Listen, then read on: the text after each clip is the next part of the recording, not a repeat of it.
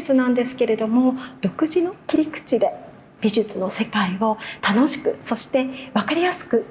ご紹介する活動をされているアートテラートニーさんをお招きしております。本日はどうぞよろしくお願いします。前期というか前半の展覧会もあって、今これ後半の展覧会ですけど、そうですね、前半見られた方、後半だから同じかなと思いきや、もうガラッと全然違う展覧会ってことですよね。そうですね。前期は骨董と現代アートを相談するような展覧会だったんですけど、今回はまた違ったより生命力にあふれるエネルギッシュな作品で皆さんにお届けしております。しかもみんな基本女性作家ですもんね。そうですね、中心に、だから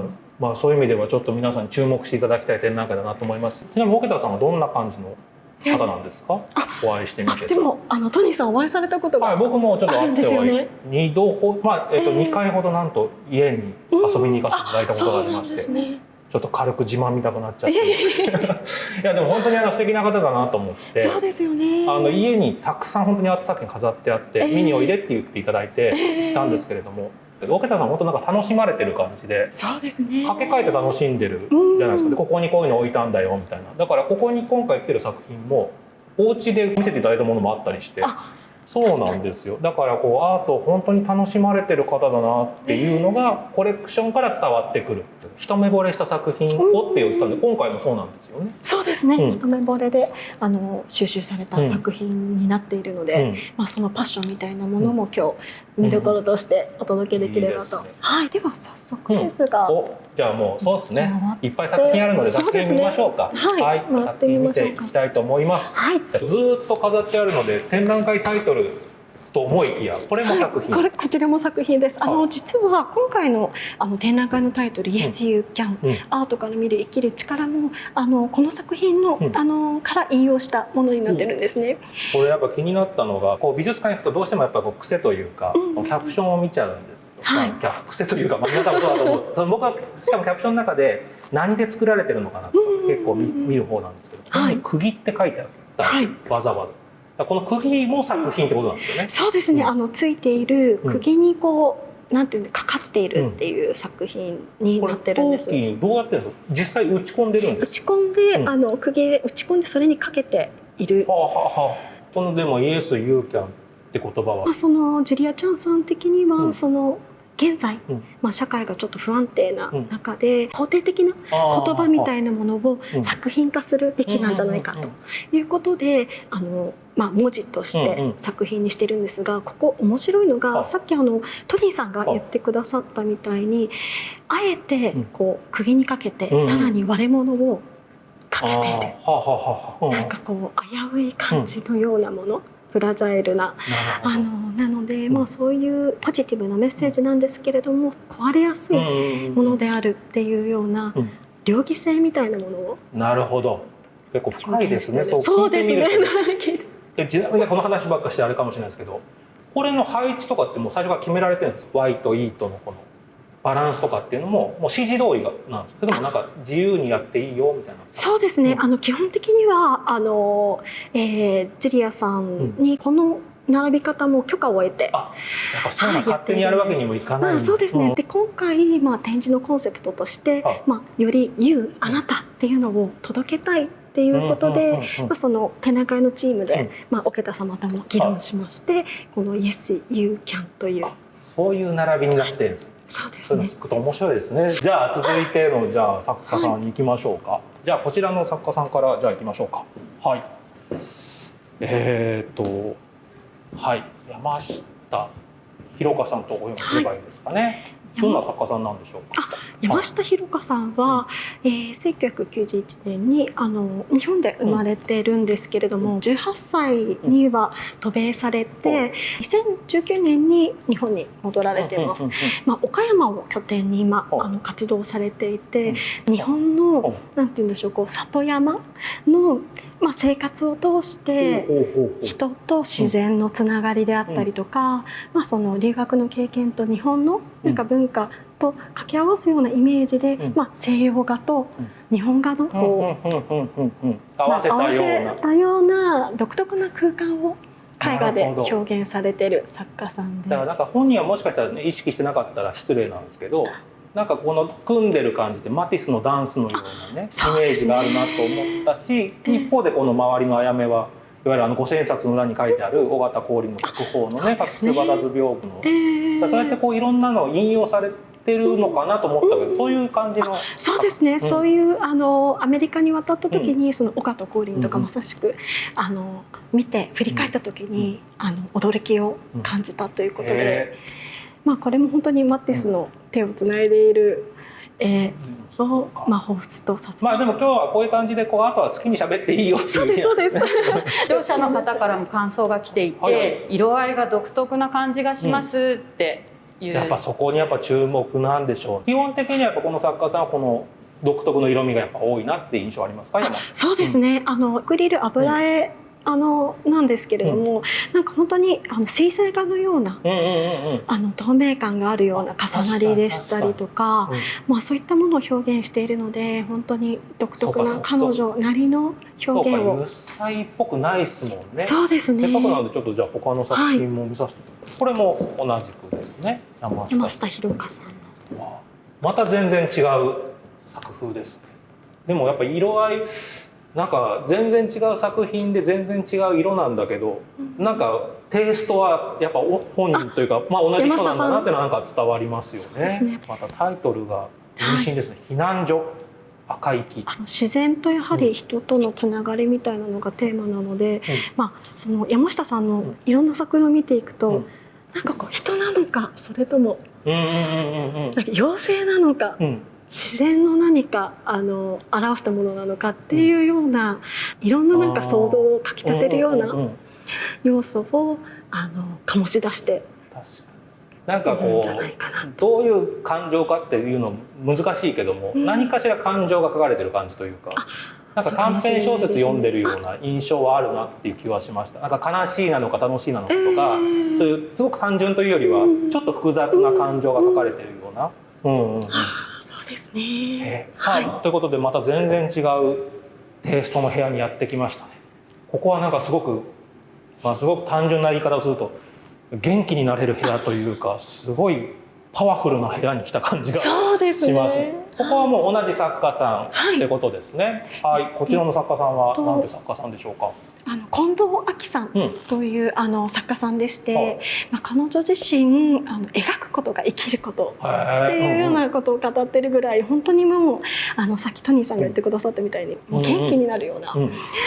絵を描かれてらっしゃるんですけれども、これはもうあれですね、今回ポスターとかに使われてたメインビジュアルの作品ですね。そうですね。タイトルはどういうタイトル？ネバーランドです。これ僕はでもやっぱ第一印象として思ったのは、虹を描いた絵って結構見るんですけど、この角度で描いてると見たことないなっていう、こう鋭い、手前から奥へっていう虹はすごくなんか印象深かったですね。この後キャラクターはぬいぐるみっぽく見えるんですけど、どういうイメージとかっての聞いてますか、近藤さん？そうですね、でもこちらに関してはネバーランドなので、本当にもう空想というかイマジネーションの世界ですよね。なので見た方が自由に見ていて思っていいんだ。はい。どんなイメージか、原田さんはこれ？でも今私トニーさんに虹がここ手前から奥に伸びているって言われて初めて、なんかもう毎日こう見てるぐらいなのに気づけて、でそれで感じたのが、なんかこう虹を渡ってなんかもうネバーランドで行けるんじゃないかっていうような、そういうなんか気持ちになりましたね、今見てみて。なるほど、向こうにネバーランドがある可能性もあるんですね。そうですね、手前からなんか向こうにっていうような。でも本当この1枚だけでいろんなことが想像できますね。僕はちょっとやっぱこの作品がやっぱすごい気になりますけれども、このやっぱ一筋縄でなんかこういう絵ですって言い切れないところが近藤さんワールドなんですよね。そうですね。こちらのこれはどういうイメージなんですか？近藤亜希さんの作品タイトルね、照らし合わせてみるとまた面白いんじゃないかなと思いますけれども、こちらご覧になっていただいて何か気づくこととかありますか？そうですね、やっぱりまた虹があるなはあるんですけども、気になるのはやっぱり、今ここで見てるからですけど、みんなスプーンがかなり描かれてるっていうか、鳥とか人も描かれてるんだけど、みんななんかスプーンを持ってるんですよ。これはなんかやっぱ意味があるんです。猿なんかだって尻尾でねいろんな色があったり立体的に本当にスプーン状になってるスプーンもあったりとかあるんですけど、これはこのタイトル「ハウス」に通じるものなんですけれども、このスプーンが、真ん中に人がいると思うんですけれども、近藤亜紀さんの夫がもともとカレー屋さんを営んでらっしゃった時があったそうで、近藤亜紀さんは自分がちょっと元気がない時にそのカレー屋さんのカレーのスパイスで元気になったということで、なんかそこのカレー屋さんに集う仲間たちが近藤亜紀さんにとってはその家族の原型のようなイメージだったそうで。なるほど。それでハウスなんですか。そっちのハウスではない。そうですね。そういうことではなくて、でもそうなんだ。そのようになっているので。トニーさん、視聴者の方からすごくカラフルで、絵の具がなんかすごい感じがするっていう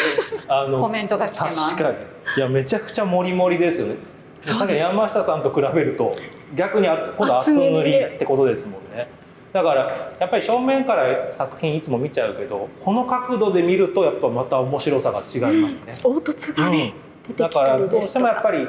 ネットとか、ホームページとかで見たり、画集で見ちゃうと正面でしか見えないけど、やっぱこれって本当美術館で来ないと楽しめない。そうですね。ぜひぜひ本物見ていただきたいなと思います。こちらの絵もね、だいぶこってりし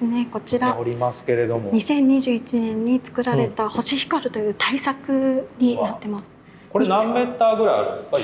こちら約5メートルになっていて、3枚のパネルから成り立っています。いや、これもね、ちょっとぜひぜひ実物をね見ていただきたいなと思いますが、さあということでこちら今度またジャデ・ファド・ジュティミさんのコーナー3点全部だと。そうですね。ジャデ・ファド・ジュテミさんは1993年にイギリスのロンドンで生まれたんですけれども、最年少で27歳の時ですかね、テートコレクションに収蔵されました。僕も最初来た時に、抽象画だなと思って苦手だなとちょっと思っちゃった。申し訳ないです。でもそのテートでって聞くと、ミーハーだからそりゃすごいもんなんだろうと思ってじっくり見るじゃないですか。で僕は結構そのじっくり見た時に思ったのは、なんだろう、立体感というか奥行きを感じる抽象画、なんか 3D 的抽象画のような気がしたというか、なんか線とこれがこうなんか平面じゃない感じがしたんですよ。だから多分真ん中に立ってみるとすごいなんか体験型というか、っていうなんかそういうなんか僕ら今まで抽象画って平面で考えてるのかなと思ったけど、わかんないですね。ジャデさんとお会いしたことないし話したことないけど。なんか立体で物事考えてる人なのかなってなんかこうちょっと僕なりには思ったんですけど、でもすごいどうですか原田さん。そうですね、面白いと思います。ジャデはなんで自分でアーティストになったかっていう、質問ですとかに答えるときにいろんな探求のために画家になるっていうような作家さんなんですね。でこれを見た時にジャデとしては自分のこうアイデンティティみたいなものを表現しているので、本人がこの作品を見るとある種昔の自分の写真をでも自画像なんだ、ある意味あと自分の記憶のような、だからトニーさんが 3D に見えるっておっしゃってたのは、ある種単なる線ではなくて、何かそういう記憶の痕跡でしたり、そういうなんかこうちょっと走馬灯的な感じなのかもしれないんだ。まだ本当日本で紹介される機会なんてほとんどない作家さんですもんね。だからちょっとぜひぜひこれをきっかけに知ってほしいですよね。本当そういう意味で言うと僕も知らない作家さん結構多かったんですよ今回。でそれってしかも桶田さんのねお家に行くと有名どころの作品もいっぱいあるから今回はあえてまだそんなに日本ではまだ知られてない作家さんなんかも多いので、なんかこれをきっかけに新しい推しを見つけたいとか、なんかそれはいいですよね。楽しみみたいなもの。今のところなんか古典、ミニ古典形式で見てきましたけど、これから行く部屋はちょっとまた違うということなんですね。11人のアーティストたちを一堂に集めまして、グループショーの形式で展示をしているスペースになっています。いろんな作品がだから個性豊かですね。当たり前ですけれども、本当に絵画の多様性みたいなものをご覧いただける展示空間になっているのではないかなと思います。しかもですけどなんかすごくバカみたいなこと言いますけど、全部でかいですよね。そうなんですよね。トニーさんが先ほどおっしゃっていただいたみたいに、画像ではわからないディテールだったり、その作品と対峙した時の感覚ですよね、体感するものっていうものがこの展示室に展示されている大きさで感じていただけるんじゃないかと思います。どの作家も面白そうですけども、もうじゃあせっかくなのでファーさん一押しというか、そうですね、一番選ぶとね色と語弊があるので、今日の一押しぐらいにしておきましょう。まあでもこの11人のアーティストたちの展示会場入りますと、一生的にまず一番目は正面に来るのが鍵岡レグレアンドさんの作品になっています。日本の方。そうですね。はい、1987年神奈川に生まれた作家さんでして、これは抽象画のようですけども、また先ほどの近藤さんの作品以上に盛り上がってますね。そうですね。はい。鍵岡さんはもともと壁画の研究もされていたりですとかしていらっしゃるので、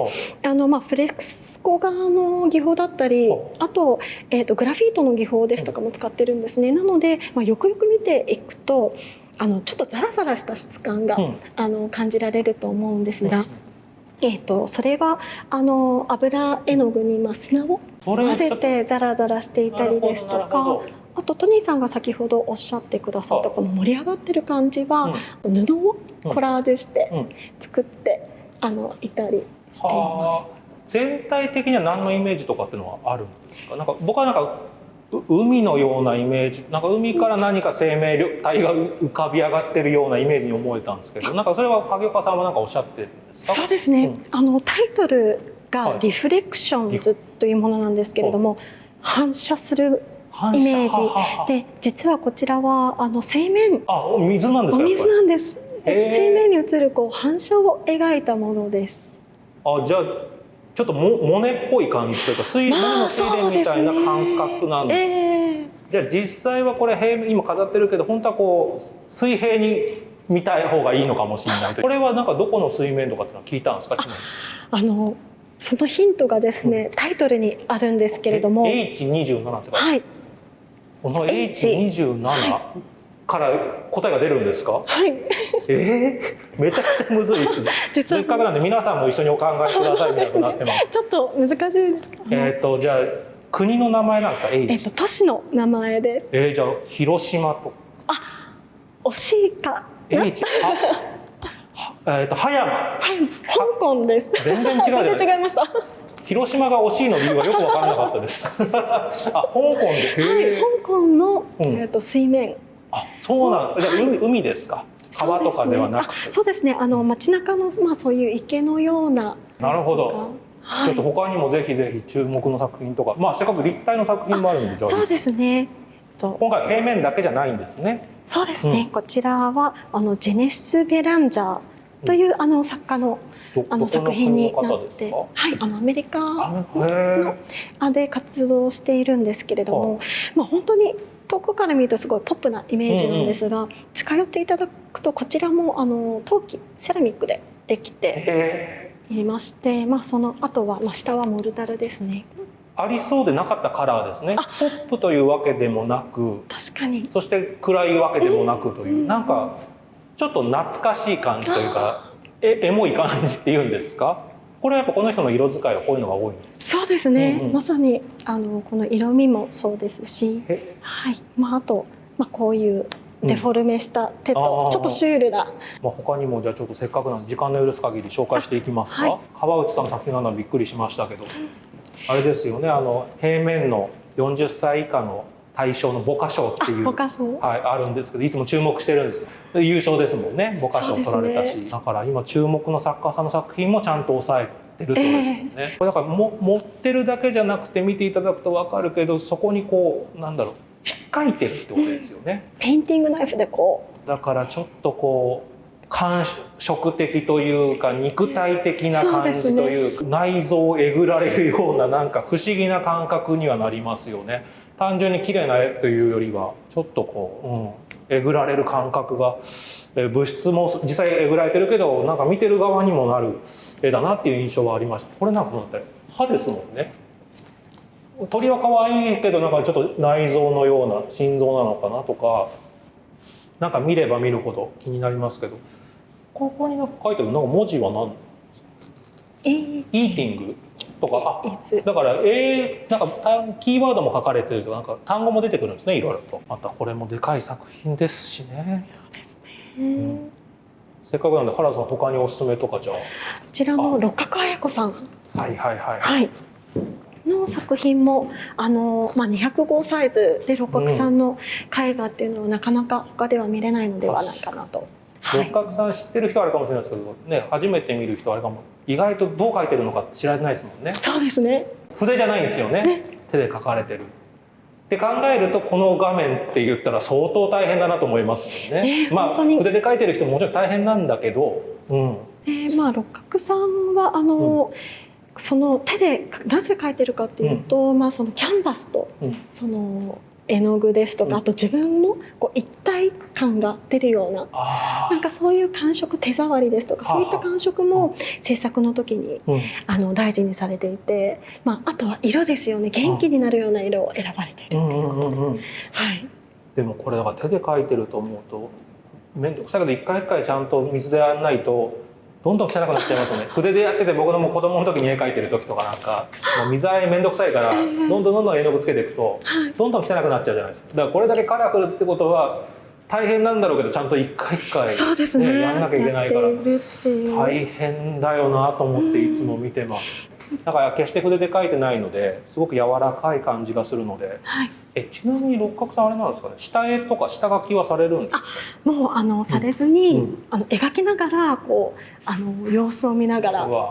広げていかれるみたいな。それがすごいですよね。皆さんそういう作家さんも多いと思いますけども、これだけの大画面ですもんね。そうですね。いきなりはできないですよね。ちなみに僕はその作品のタイトルがすごい好き。タイトルかっていうか作品もそうなんですけど、キャサリンさんですか？キャサリン・バーンハート。これ見た時に E.T. なのかなと思って、でも今時 E.T. って思っちゃったんですよ。ちょっと時代があれだ。でも本当タイトル見たら E.T. なんですよね。で E.T. 抹茶アイスクリームプラス堺って書いてあるんですけど、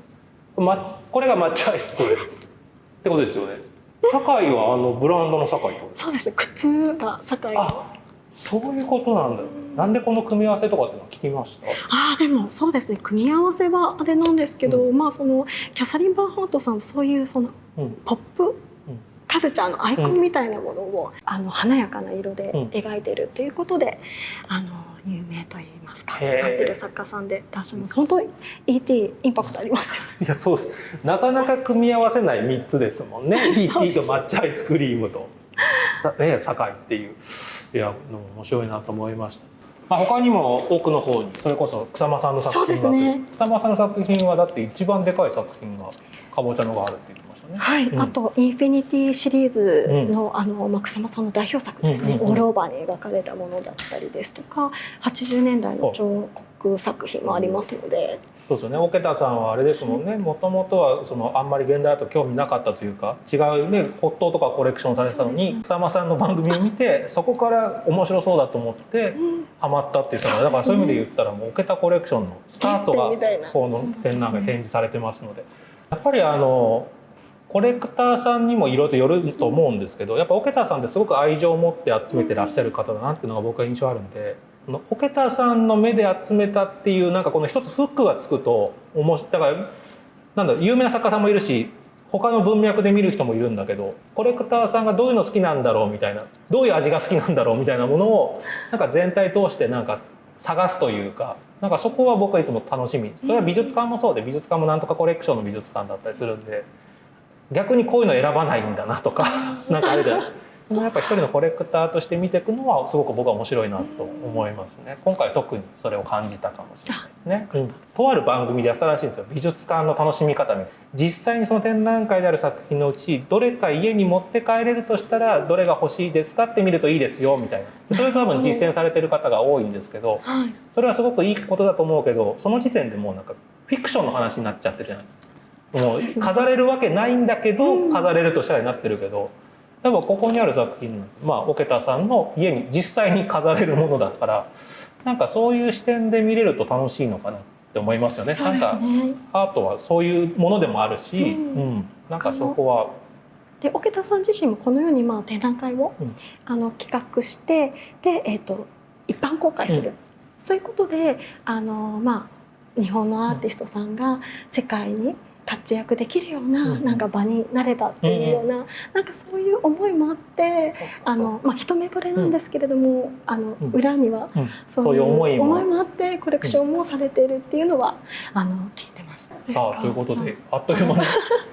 アートアワーが終わりの時間に近づいてきたらしいですけれども、改めてどうでしたか、今回の展覧会は。展覧会自体も、先ほども途中で言いましたけど、本当に初めて知る作家さんも多くて、なんかそのバランスがすごくいいなと思いました。もちろんその草間さんのような大御所もいつつみたいないろんなのが見れるっていうのがすごくいい展覧会だったなと。別にその忖度してるわけじゃなくてフラットな目で見てもすごく楽しかったです。何がアートアワーかって探りながら今日やりましたけども、やっぱり一番伝えたかったのは、何言ってもいいようだと思うんですよ。美術ってすごく敷居が高いイメージがあるじゃないですか。どうしてもなんか難しいこと言わなきゃいけない気がするんですけど、見ていただければ分かると思いますけど、そんなに難しく何言ってもいいんですよね。ご本人がもし違うよって言ったらその時だけは謝りますけど、ご本人に言われない限りはそうですね自由に見れるので、それがいいのかなと思いますね。トニーさん本当にありがとうございました。ありがとうございました。来ていただいて嬉しかったです。